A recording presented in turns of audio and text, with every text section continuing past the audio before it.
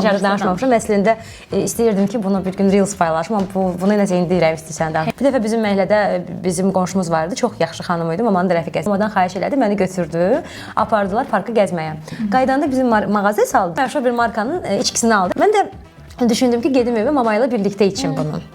Hə, içmədim.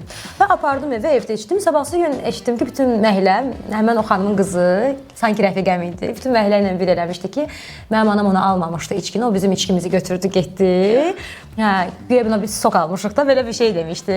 Yalandan. Yalandan məni rəfiqə kimi idi, amma məni sevirmiş belə başa. O elə bir Küzlülük eləyir. İndi özü də baxacaqsa başa düşəcək. Çünki o bilmir hələ də ki, mən onu bilirəm o söhbətdə. Adını çəkə bilirik. Adını unutmuşam. Baş hərfi. Yadımda deyil. Mən də çox pis olmuşdum Aysel, çünki mən onunla hər şeyimi paylaşırdım. Bu da söhbət deyil və indi o marka mənə işbirliyi qurur. İllərdir o marka mənə işbirliyi qurur. Bəli. Vaxt gəlir, vaxt var idi ki, o içki mən özüm ala bilməmişdim. Amma indi o marka məndən əməkdaşlıq edir. Mən ondan pisliyi də ondan bir insan olmamışam heç bir zaman.